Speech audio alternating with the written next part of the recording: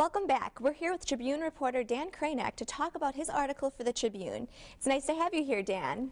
Thank you, Ashley. It's my pleasure. Okay, great. So now what's the story that you're working on for Tuesday's issue? I'm actually the DPS reporter for the Tribune, so I write about crime and things like that. And for tomorrow, my article is about a sex offender who was arrested on campus over the weekend.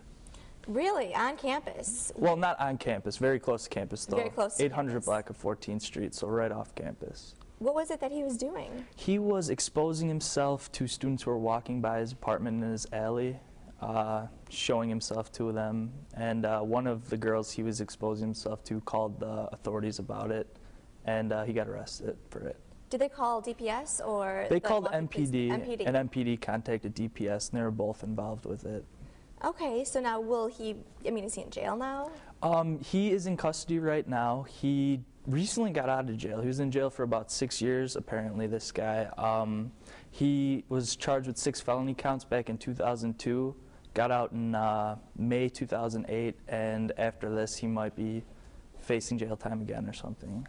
Felony counts of the original charges? 2 enticing, There were several things. He tried to kidnap somebody, and he was registered as a sex offender for some of the counts. Well, that's just really scary that somebody like this is prowling around, the outskirts of campus, on campus. If there's students living there or around there, that's pretty alarming. Mm-hmm. There were students living in the building he lived at, yeah. Are you serious? Yeah. In the building?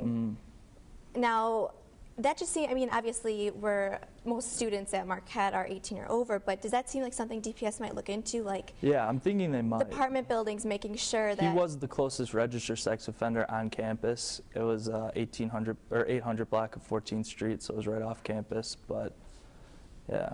Okay, yeah, so maybe, look into giving students a warning, or I'm surprised also that the landlord would want young woman to live in a building where a man has been known to. Yeah.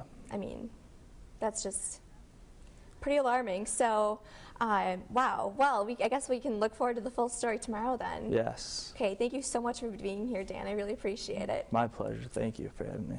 All right, so thank you, Dan. And again, catch the Marquette Tribune tomorrow anywhere on campus. It's in most of the buildings in the newsstand.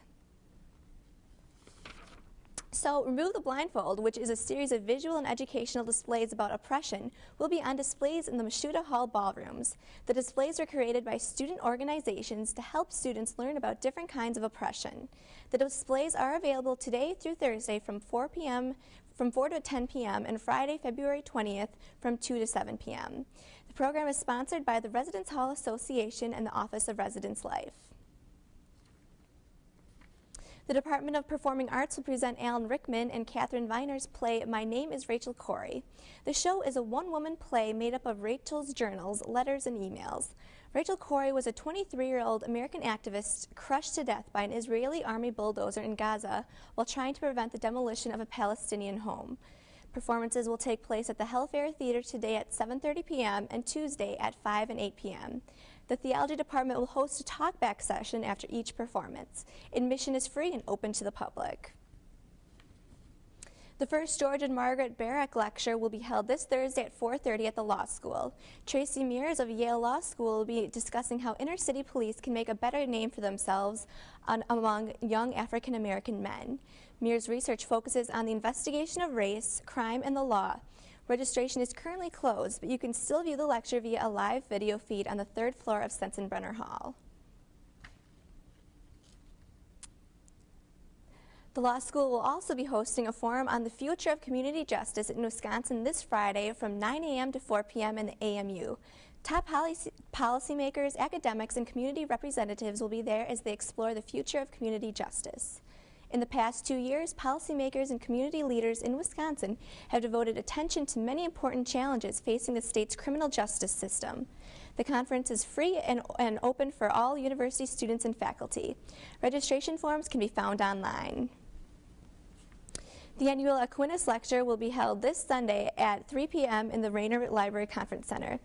Dr. Daniel Garber from Princeton University will be discussing the work of French philosopher Blaise Pascal to explain how faith informs reason. On-site registration will be required, and the lecture is free and open to the public. The annual Aquinas Lecture is sponsored by Marquette's Department of Philosophy.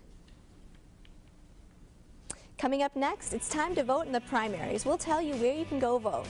And the Marquette Taekwondo Club is breaking boards for a good cause. Find out how they're helping out the community. You're watching Marquette on the Line. We'll be right back in 2 minutes.